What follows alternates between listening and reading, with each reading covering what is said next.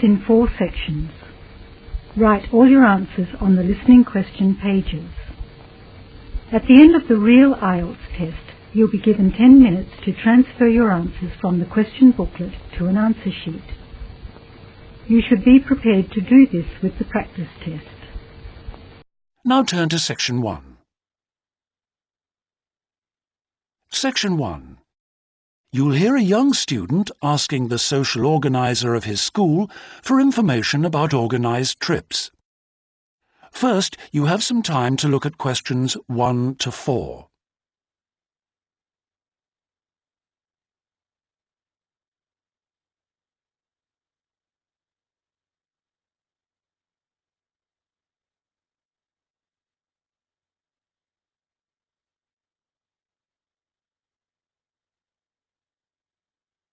You'll see that there is an example which has been done for you. On this occasion only, the conversation relating to this will be played first. Good morning. Good morning. How can I help you? I understand that the school organizes trips to different... Yes, we run 5 every month. 3 during weekends and 2 Wednesday afternoon trips. There are 5 trips every month, so 5 has been written in the notes. Now we shall begin. You should answer the questions as you listen because you will not hear the recording a second time. Listen carefully and answer questions 1 to 4. Good morning. Good morning. How can I help you? I understand that the school organizes trips to different... Yes, we run 5 every month. 3 during weekends and 2 Wednesday afternoon trips. What sort of places? Well, obviously it varies, but always places of historical interest, and also which offer a variety of shopping because our students always ask about that. And then we go for ones where we know there are guided tours because this gives a good focus for the visit. Do you travel far? Well, we're lucky here, obviously, because we're able to say that all our visits are less than 3 hours' drive. How much do they cost? Again, it varies. Between £5 and £15 a head, depending on distance. Uh-huh. Oh, and we do offer to arrange special trips if, there are more than 12 people. Oh, right. I'll keep that in mind. And what are the times normally? We try to keep it pretty fixed so that students get to know the pattern. We leave at 8:30 a.m. and return at 6 p.m. We figure it's best to keep the day fairly short. Oh, yes. And how do we reserve a place? You sign your name on the notice board. Do you know where it is? I saw it this morning. And we do ask that you sign up 3 days in advance, so we know we've got enough people interested to run it, and we can cancel if necessary, with full refund, of course. That's fine, thanks. Before you hear the rest of the conversation, you have some time to look at questions 5 to 10.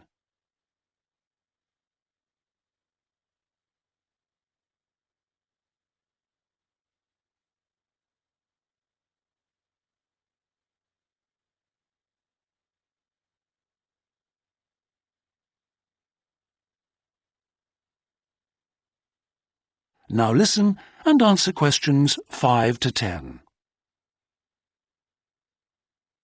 And what visits are planned for this term? Right, well, I'm afraid the schedule hasn't been printed out yet, but we have confirmed the dates and planned the optional extra visits, which you can also book in advance if you want to. Oh, that's all right. If you can just give some idea of the weekend ones, so I can, work out when to see friends, etc. Oh, sure. Well, the first one is St Ives. That's on the 13th of February, and we'll have only 16 places available, because we're going by minibus. And that's a day in town with the optional extra of visiting the Hepworth Museum. All right, yeah, that sounds good. Then there's a London trip on the 16th of February, and we'll be taking a medium-sized coach, so there'll be 45 places on that. And let's see, the optional extra is the Tower of London. Oh, I've already been there. After that, there's Bristol on the 3rd of March. Where? Bristol, Bristol. Okay. That's in a different minibus with 18 places available. Oh, and the optional extra is a visit to the SS Great Britain. Okay. We're going to Salisbury on the 18th of March, and that's always a popular one because the optional extra is Stonehenge. So we're taking the large coach with 50 seats. Oh, good. And then the last one is to Bath on the 23rd of March. Oh, yes. Is Bath the Roman city? Yes, that's right. And that's in the 16-seater minibus. And where's the optional visit? It's to the American Museum. Well worth a visit. Okay, well, that's great. Thanks for all that. My pleasure. Oh, by the way, if you want more information about any of the trips, have a look in the student newspaper. Okay. Or have a word with my assistant. Her name is Jane Yentob. That's Yentob. Right, I've got that. Thank you very much for all your help. You're very welcome. I hope you enjoy the trips. That is the end of section 1. You now have half a minute to check your answers.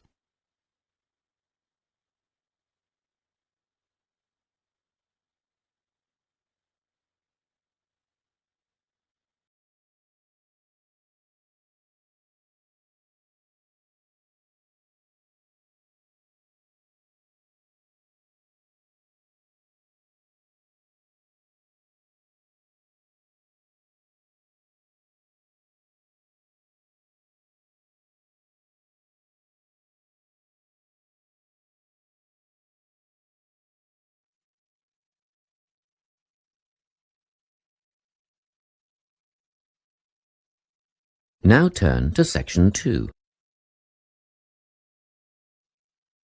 Section 2.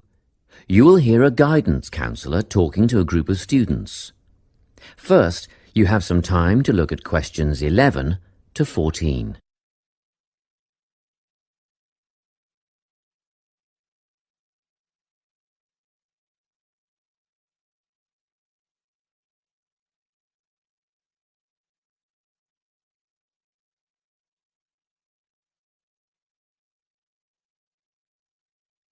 Listen carefully and answer questions 11 to 14.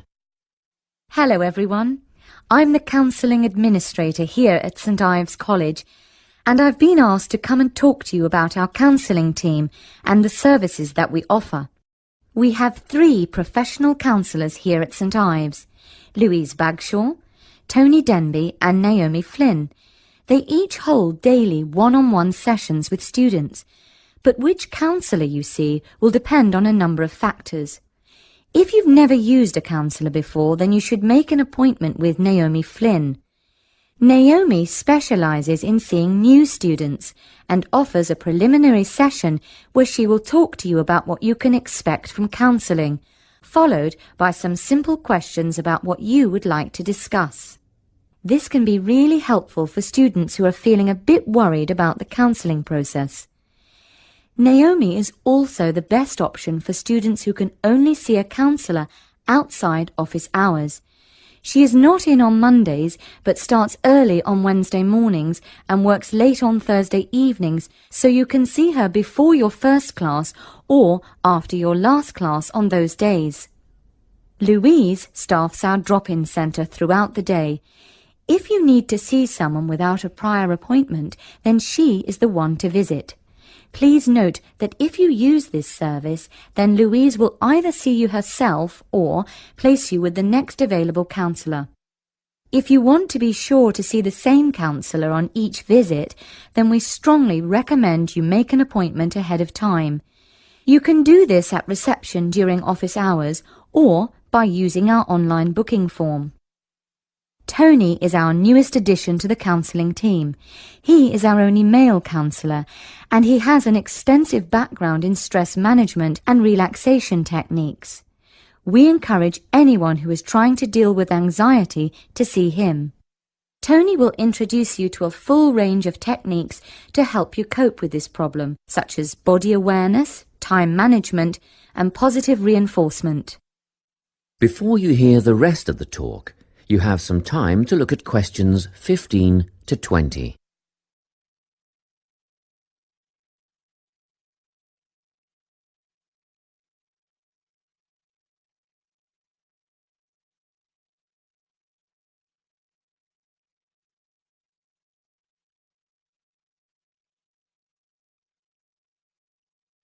Now listen and answer questions 15 to 20. Each semester, the counselling team runs a number of small group workshops. These last for 2 hours and are free to all enrolled students. Our first workshop is called Adjusting. We've found that tertiary education can come as a big shock for some people. After the structured learning environment of school, it is easy to feel lost. In this workshop, we will introduce you to what is necessary for academic success. As you might expect, we're targeting first-year students with this offering. Getting organised follows on from the first workshop. Here, we're going to help you break the habit of putting things off, get the most out of your time, and discover the right balance between academic and recreational activities. With Getting Organised, we're catering to a broader crowd, which includes all undergraduates and postgraduates. Next up is a workshop called Communicating. The way people interact here may be quite different to what you're used to, especially if you've come from abroad. We'll cover an area that many foreign students struggle with: how to talk with teachers and other staff. We'll cover all aspects of multicultural communication. International students tend to get a lot out of this class, so we particularly encourage you to come along. But I must say that sometimes students from a local background find it helpful too, so everyone is welcome. The anxiety workshop is held later on in the year and deals with something you will all be familiar with: the nerves and anxiety that come when exams are approaching.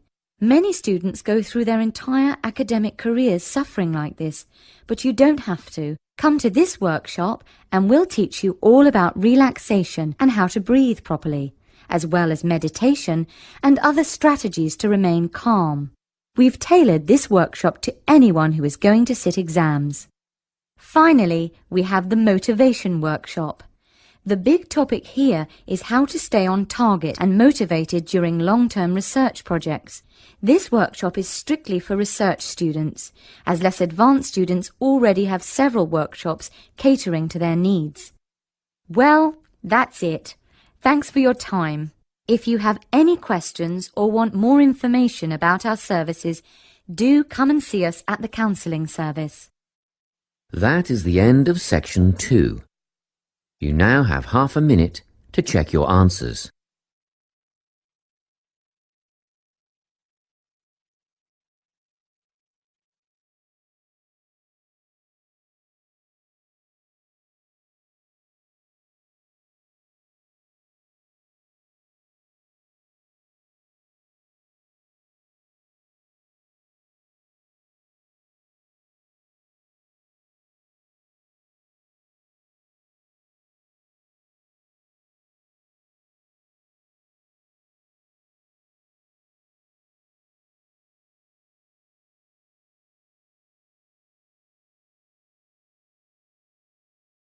Now turn to section 3.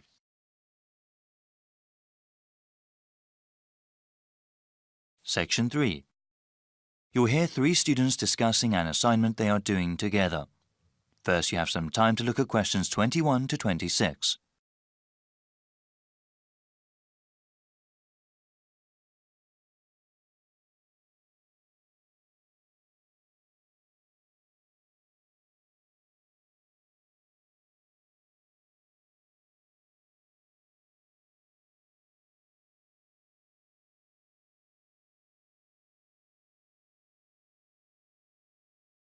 Now listen carefully and answer questions 21 to 26. Hi, Alice. Wow. I'm about 15 minutes late. Sorry about that. The bus got stuck in a lot of traffic. You want to go over the presentation we have to do now, or get something to eat? No problem. There's always traffic at this time. Juan and I were thinking we could eat afterwards, so we could relax and enjoy our meal. Sounds good. So let's go over what we have to do again. OK, well, since it's a long presentation, we'll work together on the different parts of it. What did we decide to call it again? I think it was Eastern European economies move towards democracy and capitalism. The professor said the presentation had to be how long? He said about 35 minutes. That is how long the three of us are supposed to present. Then there will be a 10-minute question and answer session. Any student or the professor may ask us a question regarding the topic. Our grade also depends on how well we do in that part. We also have to write a summary of our presentation, right? Yes, the summary of our presentation has to be submitted 1 week before our presentation date. It must be 500 words. How are we going to do the presentation? I thought we could give the class a basic handout, like an outline of our presentation. We could even create a poster with a map of the area we were talking about. Well, I was thinking we could make a slideshow using computer software and then using a projector during our presentation. People pay more attention to images on a screen. Well, actually, I've never really used that kind of software. I always thought a basic handout or poster was sufficient. I think giving the information we have with visuals like that will really make our presentation stand out. Well, it would have to be done really well to make any sort of impact, and I'm not sure if that would be a good use of time. Maybe it would be better to spend that time on research and writing. I don't think it would take away that much time. Well, all of us have to research the assignment well and write a really good presentation. I think making a fancy visual presentation wouldn't help. Actually, I think such slideshows are distracting. People focus more on the images on the screen than what the presenters are saying. I'm still not sure I agree with you. Before you hear the rest of the discussion, you have some time to look at questions 27 to 30.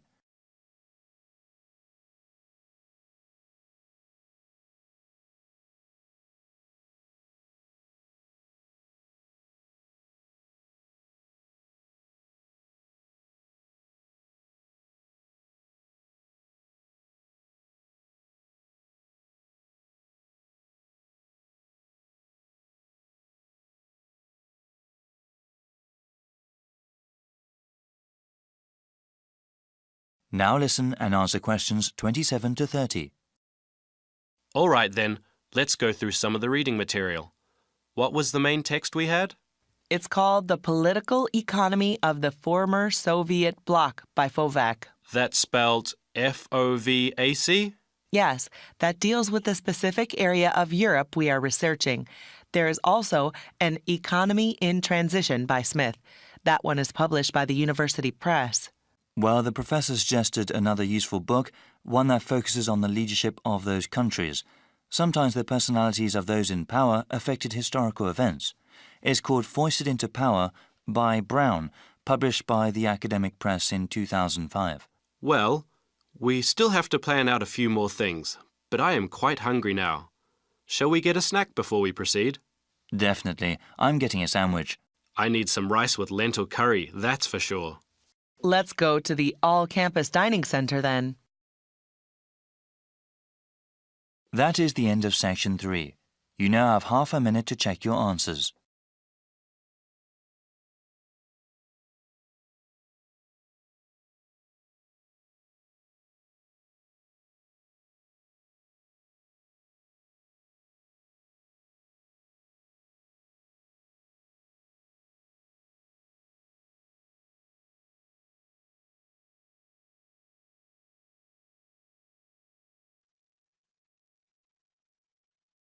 Now turn to Section 4.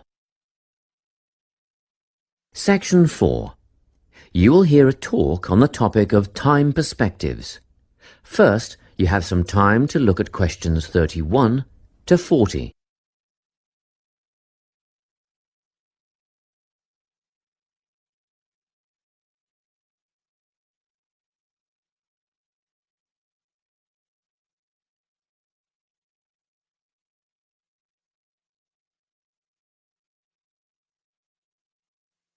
Listen carefully and answer questions 31 to 40. Today, I'm going to be talking about time. Specifically, I'll be looking at how people think about time and how these time perspectives structure our lives. According to social psychologists, there are 6 ways of thinking about time, which are called personal time zones. The first 2 are based in the past.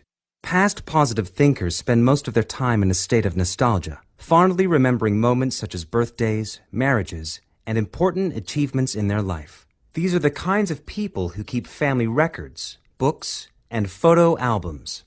People living in the past negative time zone are also absorbed by earlier times. But they focus on all the bad things, regrets, failures, poor decisions. They spend a lot of time thinking about how life could have been. Then, we have people who live in the present. Present hedonists are driven by pleasure and immediate sensation. Their life motto is to have a good time and avoid pain. Present fatalists live in the moment too, but they believe this moment is the product of circumstances entirely beyond their control. It's their fate, whether it's poverty, religion, or society itself. Something stops these people from believing they can play a role in changing their outcomes in life. Life simply is, and that's that. Looking at the future time zone, we can see that people classified as future active are the planners and go-getters. They work rather than play and resist temptation. Decisions are made based on potential consequences, not on the experience itself. A second future-orientated perspective, future fatalistic, is driven by the certainty of life after death and some kind of a judgment day when they will be assessed on how virtuously they have lived and what success they have had in their lives.